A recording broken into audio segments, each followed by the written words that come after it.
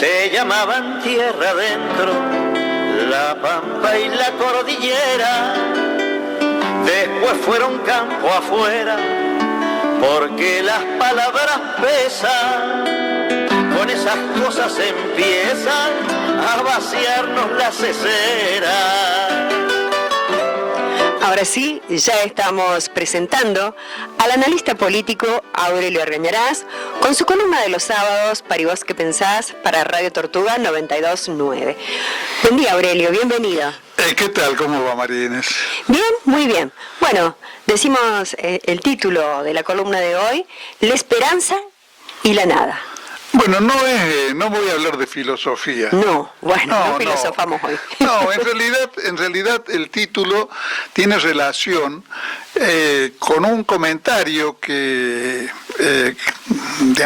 encontré durante esta semana, donde se buscaba explicar cuáles son las razones por las cuales después de casi 8 meses y en una situación que mucha gente está viviendo con enorme penuria,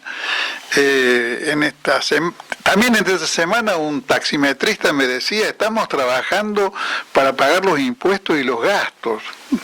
Sí. Que le pasa a muchos. Claro, muchos, estamos cambiando la plata. La situación del pequeño comercio y del comercio mayor también es desastrosa. Sí, las ventas son desastrosas. Las estadísticas lo demuestran, sí. Hay mucha información demostrando eso. Hay mucha información demostrando el deterioro de los índices de consumo. ¿Cómo ha caído? ¿Cómo ha caído? Por ejemplo, los lácteos, por decir. Claro. Bueno, esta semana a mí me ha quedado y no se me va de la cabeza lo que fue para mí, por lo menos la noticia más impactante de la semana, que es que hay 1 millón de niños que se acuestan sin cenar. Sin cenar. El dato que publicó UNICEF es, Aurelio, creo, que se relaciona con esto, ¿no? De que hay algo así como más de 1 millón o 1 millón de niños que saltean una comida. Se van a la cama sin cenar. Sí. Bueno, en un país como agrícola ganadero como la Argentina, es en un país que produce alimentos para 500 millones de personas, la verdad que es una noticia que le deja a uno un sabor profundamente amargo, ¿no? Claro. Porque más aún tratándose de niños, en realidad lo de que se trate de niños es posible que disminuya la cantidad, el número, porque la misma noticia dice que hay muchos padres que se acuestan ellos sin comer para que puedan comer los niños. Claro. Es una cosa profundamente dolorosa, imaginarse ese cuadro familiar en el cual los adultos tienen que dejar de comer por amor a los niños, para que los niños coman algo. Claro, las estadísticas inclusive del nivel de pobreza también dice que se sumaría otro porcentaje, porque los factores que se tienen en cuenta, como el alimento, si le sumamos otros factores, se elevaría casi al más del 70%. Claro. Estamos ya en una crisis. Estamos viviendo un horror. Pero entonces la pregunta era cómo en medio de ese horror, fuera de micrófono, Roberto me decía que nunca había visto que en tan poco tiempo un gobierno impactara, o para bien o para mal, tan intensamente como ha impactado la acción de este gobierno en la vida cotidiana de la gente en tan poco tiempo. Y bueno, y que en ese cuadro las encuestas muestren que aún hoy Milei conserva porcentajes que van decayendo, pero van decayendo lentamente hasta ahora, ¿no? Porcentajes de aprobación que están arriba del 40%. Sí, que han descendido, pero que aún siguen siendo elevados para la situación. Muy elevados para la situación. Muy elevados para la situación. Es realmente un hecho curioso que creo que nos debe llamar la atención y, digamos, ante la carencia de certezas, por lo menos tenemos que intentar explicarnos qué es cuál es el fenómeno que explica esto. Bueno, y la respuesta que encontraba en esa nota que leí es que la gente no tenía más opción que sostener, mucha gente, digamos, ¿no?, que sostener la esperanza, porque lo contrario era el abismo. Era lo que yo puse acá, la nada. La nada, claro. ¿Y qué es la nada si hablamos de opciones políticas? Y la nada creo que está representando la falta de opciones. O sea que no hay en el panorama de la política nacional una opción que la gente o una parte muy amplia de la población argentina perciba como algo que pudiera reemplazar favorablemente al gobierno de Milei. ¿No existe ahora o antes de las elecciones, no existió una propuesta interesante, un proyecto político creíble que torciera ese resultado que obtuvo La Libertad Avanza? Bueno, estamos hablando de las encuestas actuales, pero indudablemente las encuestas actuales nos llevan al momento electoral. Y en el momento electoral la pregunta es la misma: ¿por qué ganó Milei? ¿Por qué ganó? Claro. ¿Cómo ganó las elecciones frente a políticos con una gran experiencia y trayectoria? Una especie de chiflado que decía cosas disparatadas, como que había que legalizar la venta de niños, la venta de órganos, que se mostraba como un personaje y psicológicamente inestable. ¿Qué pasó? Y creo que más que las cualidades de Milei, cualidades positivas o negativas, lo que explica por qué ganó es el desgaste fenomenal y hasta ahora pareciera como irremediable del sistema político de partidos. Claro, por eso él, digamos, cuando comienza su campaña, centra, digamos, en la casta. Claro, sí, claro. Se centra ahí. Claro, eso es indudablemente un acierto propagandístico enorme de Milei, haber percibido que en el ánimo de la población argentina, del electorado, había un rechazo general a lo que él denominó la casta. Claro. Y la casta no es un término cualquiera. No. La casta significa... privilegios. Claro, la Argentina no es una sociedad de castas. La India era una sociedad de castas, por ejemplo, claro. donde los sacerdotes, los herreros, los carpinteros, que formaban parte de la casta. Formaban parte de estructuras, de ramas de la sociedad estables que digamos que heredaban su condición de padres a hijos. Pero el término de la casta es un término muy rico porque alude a una franja que domina la sociedad, obteniendo privilegios ilegítimos a cambio. O sea, como la efectividad electoral es indudable. Lo tramposo de la cuestión también es indudable. Las dos cosas son indudables, porque en realidad los políticos no son una raza que simpatice, que sea simpática, digamos, al ciudadano honrado. Claro. El ciudadano honrado tiene razones para sospechar. Le sobran razones. Claro, y muchas veces le sobran. Sí. Generalmente son más las razones que le sobran que las que le faltan. Sí. Para repudiar a los políticos como raza, digamos, ¿no? Pero en realidad el uso de la casta como chivo expiatorio de los males de la sociedad argentina es una cosa que tiene una especie de parentesco con la adjudicación de todas las culpas de la situación tremenda que vivía Alemania en la década del 30 por parte de Hitler a los judíos. O sea, encontrar al culpable. El culpable eran los judíos. Eran todos. Claro, todos los judíos. Y acá los culpables eran la casta. Claro. Y en realidad, volviendo a la Argentina, no tenemos por qué quedarnos en Alemania,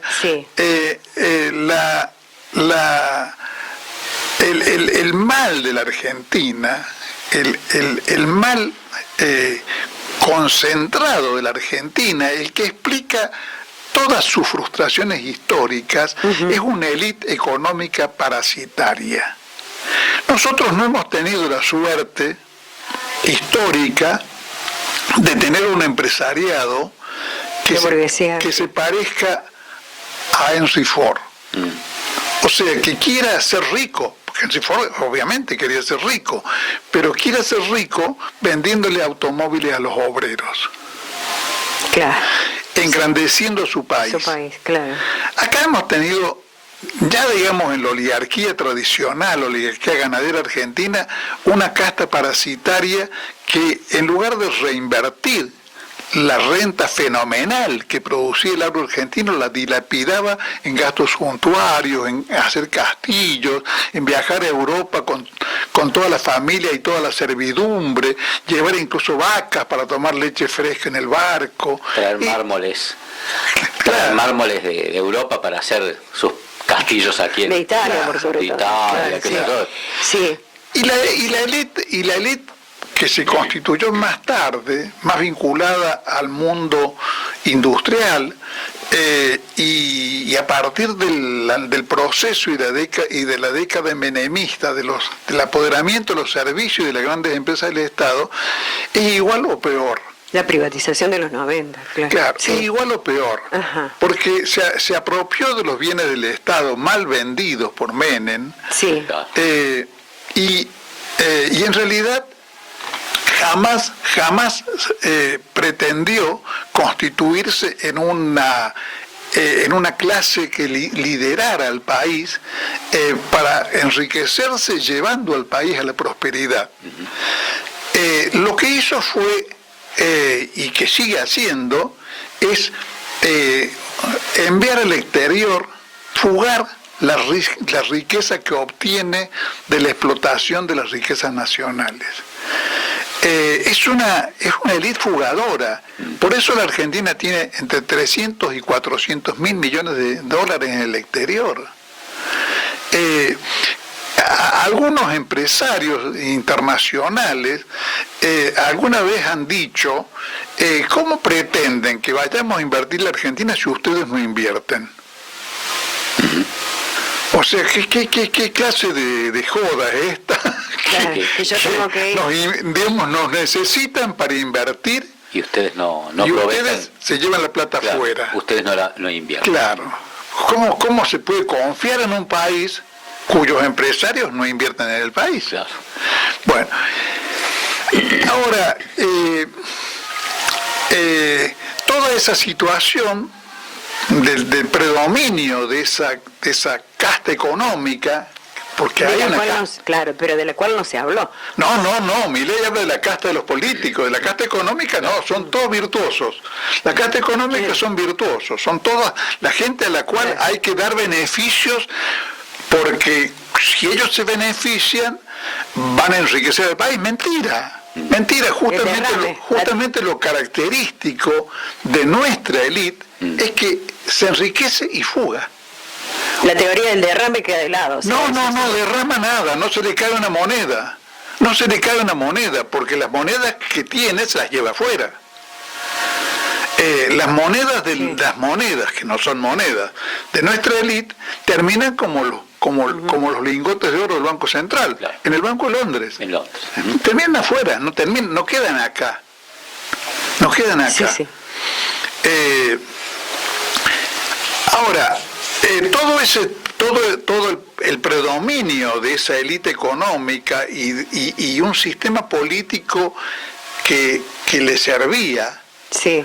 que hacía su política, y la política de los centros financieros internacionales se derrumbó en el 2001. Milei quiere convencer a los jóvenes que no lo vivieron de que el gobierno de Menem fue una maravilla. Claro. En realidad, el gobierno de Menem, la década de Menem llevó al 2001, a la crisis del 2001, donde teníamos un 60% de pobres, un 21% de desocupados, y una situación donde la gente apelaba a canjear. Yo hago empanadas, vos haces tachos para la basura, yo bueno, te cambio un tacho de basura por una empanada, porque la crisis era total. Ahora, la generación que tiene entre 20 y 25 años no lo vio eso. Rescato esto que decís, Aurelio, porque se habla mucho del 2001. Sí. ¿No es cierto? Se hace foco ahí. Pero en realidad tuvo un proceso previo. La crisis del 2001, como lo acabas de decir, fue la explosión, digamos. Claro, fue la emergencia, Sí. la emergencia de años de destrucción de la Argentina, que comenzaron con el proceso militar, que no era, porque también eso hay que tener claro, no era un proceso, digamos, donde lo fundamental fuera el crimen, el genocidio. Lo fundamental era la entrega del país. Y en realidad las persecuciones políticas, la dictadura policial, estaba al servicio de eso. Era un instrumento de esa política económica. Porque, digamos, lo central siempre está definido en la economía, siempre está definido por el sistema de interés, y lo demás es tributario. Bueno, tan es así que lo que más desaparecieron durante el proceso eran delegados gremiales, eran los que podían significar un obstáculo para que los empresarios pagaran menos sueldos y para que explotaran más a los obreros. Entonces había que sacarlos en el medio. Tan cierto es que digamos que la represión era un instrumento al servicio de una política económica, de una política de clase. Ahora, eso terminó en el 2001 y el 2001 a su vez nos llevó a Kirchner. Y durante algún tiempo la Argentina recuperó una mirada ilusionada respecto de su realidad y su porvenir. Ahora, en algún momento empezó eso digamos, a degenerar, por decirlo de alguna manera, y a perder su virtualidad y a perder su fortaleza. Y eso no puede ser soslayado y dejar de analizarlo cuando buscamos la respuesta a por qué triunfó Milei en las elecciones del 2023. ¿Cuánto dependió de los otros? ¿Cuánto dependió de los otros? ¿Y qué habían hecho los otros para lograr el descrédito que lograron ante la población argentina? Porque uno puede decir, una parte de la demolición del kirchnerismo y del peronismo le hicieron los medios. No puede decir eso, sí, puede decir, los medios cumplieron esa función. Sí. Porque esta semana pensaba también en un ejemplo totalmente actual de cómo opera, digamos, miserablemente la prensa. Viendo el manejo que se hace ardante ya del caso Luan, ¿no? El niño desaparecido en Corrientes. Pero si el gobernador de Corrientes fuera un kirchnerista, el caso Luan habría servido para reiterar cada 3 minutos en los medios la responsabilidad del gobernador kirchnerista. Pero en el caso Luan, el gobernador es una figura que se menciona muy poco. La responsabilidad del sistema de seguridad argentina, de la señora Bullrich y de toda la parafernalia policial que hay a nivel nacional y provincial en el país, un comisario por ahí, sospechoso. Pero los protagonistas del drama Luan son la abuela, la cuñada, la tía, no los políticos. No los políticos. No se da en la prensa el mismo tratamiento que se dio al tema Bloomberg, por ejemplo. Claro. ¿No? Uh-huh. Sí. Así como no se da el mismo tratamiento al escándalo en que está ahora envuelto el tema de Alberto Fernández y de Fabiola, a un tema que también es, digamos, muestra la miserabilidad absoluta de un gobierno, que fue el espionaje a los tripulantes, a los familiares de los tripulantes del Ara San Juan. Uh-huh. Gente que estaba de duelo, que no tenía militancia política y que en realidad estaba preocupada por determinar qué había pasado con sus familiares muertos. Pero había que espiarlos. Uh-huh. Había que, digamos, escarnecerlos más en el duelo y en haber sufrido esa situación, porque a su vez la Marina, como las Fuerzas Armadas, están abandonadas y andaban en barco, en submarinos atados con alambre. A toda esa pena, a todo ese dolor, a todo ese drama, habría que agregarle, como le agregó Macri, el espionaje a los familiares. Y eso no tuvo mucha prensa, ¿eh? No, claro. Porque era Macri. Uh-huh. ¿Por qué era Macri? Porque el sistema dominante cuida a sus cómplices y a sus actores y a sus voceros. Y, digamos, escarmienta a los que en algún momento osaron, como osó en algún momento Cristina Kirchner, en expropiar la AFJP o recuperar para el Estado argentino YPF. Entonces, así opera la prensa. Pero de todos modos, la prensa no explica todo, porque el problema es ¿por qué perdió su vigor el kirchnerismo inicial? Y lo perdió en el momento en que empezó a ningunear a la clase trabajadora y al movimiento obrero, que había respaldado el gobierno de Cristina con un acto público organizado por Hugo Moyano de 300.000 personas en la avenida 9 de Julio en Buenos Aires, que había generado un enorme entusiasmo entre los militantes gremiales. Yo tuve mucho contacto acá con la gente de la Juventud Sindical de Córdoba en esa época, que vivían con una especie de fervor militante la emergencia del kirchnerismo. Bueno, y la ruptura con la CGT, el ninguneo del movimiento obrero, el olvidar que para el peronismo la clase trabajadora es la columna vertebral, y encima imponerle el impuesto a las ganancias y privilegiar a la militancia de clase media sectaria como la que constituye la Cámpora. Bueno, todo eso empezó a crear un caldo de cultivo que en parte determinó el triunfo de Macri en el 2015.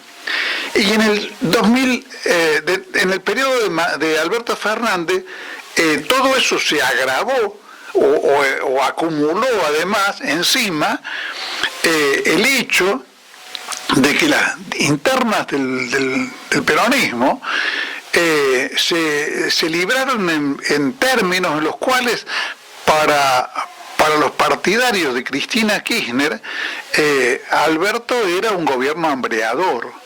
O sea, le hicieron la campaña a Milei. Y también el radicalismo como otro espacio político mayoritario no se ha mostrado como una opción popular, ¿no? Absolutamente. Hablamos del peronismo, también del capitalismo. Absolutamente. El radicalismo y el peronismo fueron durante muchas décadas los grandes partidos populares de la Argentina. El peronismo ha asentado más en la clase trabajadora y el radicalismo ha asentado más en las clases medias. Claro. Pero ambos con capacidad de ser fieles a su electorado. Dejaron de ser fieles. ¿Qué fidelidad tiene con la clase media, con los intereses de la clase media, un personaje como Loredo, haciéndole la corte a Milei y haciéndole la corte al Rigi, a toda una política de entrega y destrucción del patrimonio nacional? Eso no tiene nada que ver ni con la tradición de Irigoyen, ni con la tradición de Sabatini, ni con la mejor tradición del radicalismo. Eso es política oligárquica en estado puro. Y bueno, y es lo que vemos. Entonces, el sistema político argentino ha defraudado en tal grado, cada uno a su manera, a la población del país, que que ahora, que en las elecciones pasadas Milei los barrió, y que ahora la gente sufre las medidas que lleva adelante el gobierno de Milei, pero tiene que optar entre decir esto en algún momento va a mejorar o la nada, porque no visualiza ninguna otra cosa que pueda ser, suscitar una expectativa distinta. Esto, cada vez las encuestas indican que cada vez son más la gente que cree que lo que se viene va a empeorar, pero al mismo tiempo, pero en una de esas mejora, pero en una de esas mejora es simplemente un deseo, no hay ningún indicador de que mejore. Y entonces, salvo que uno crea que la gente se volvió loca, que yo no creo que esa sea la explicación es que no ve en el panorama político del país alguien que merezca confianza, que le transmita la expectativa de que puede generar un gobierno patriótico, un gobierno que ponga en el centro del escenario al pueblo argentino, a nuestros intereses, a la defensa de nuestra soberanía, de nuestra identidad. No ve eso, no lo encuentra. Veía un programa de televisión el otro día donde, hablaba un empresario y decía que en la Argentina sucede que aparece alguien, un líder, recién fuera de micrófono hablábamos de Alfonsín, después de Néstor Kirchner, es como que no se espera de un partido en sí, sino como de digamos, hablando comúnmente, como si fuera el caudillo. Ajá. En todos los países en algún grado eso ocurre, en menor medida en algunos que en otros. Hay países que tienen gobiernos parlamentarios donde esa clase de liderazgo personalista es menos acentuada. Claro. Pero hablando de Sudamérica, pero en un país, pero en un país tan estructurado institucionalmente como Gran Bretaña, con siglos de tradición política, sin embargo Churchill en algún momento era insustituible, era el líder nacional, el caudillo inglés. El líder, claro. Entonces, creo que el mecanismo que explica eso es que la gente siempre termina personificando en alguien las cosas que quiere, colocando en una persona, haciendo de esa persona el depositario de todas sus expectativas, generalmente con algún grado de racionalidad. Cuando los trabajadores, generalmente cuando los trabajadores le cantaban a Perón, sos el primer trabajador, y de alguna manera estaban reconociendo un hecho real. El peronismo había cambiado la legislación laboral argentina, efectivamente, y había creado una situación en la cual el obrero se podía permitir mirarle los ojos al patrón, cosa que antes del Perón no existía. Entonces hay una cierta racionalidad, pero también están estas situaciones, y con esto creo que podemos cerrar, en las cuales se extrema, se lleva a un extremo ya casi al absurdo la esperanza, porque es la esperanza o la nada, simplemente. Entonces, como la nada es insoportable, y tenemos que mantener la llamita de la esperanza, aunque tengamos adelante el abismo. Claro. Creo que esa es la situación que estamos viviendo por un tiempo determinado, que no sabemos cuál va a ser, pero esta situación va al caos, a una crisis muy profunda, creo yo, y alguna clase de desembocadura, aunque hoy no la podamos prever en sus términos concretos. Bueno, gracias, Aurelio. No, gracias a ustedes. Un gusto verlos y hasta el sábado que viene. Gracias. Igualmente. Será siempre ese paisano. No hay mayor soberanía que una banca nacional. Los pueblos la pasan mal cuando viene un extranjero a decir quién es primero, si el hombre o el capital.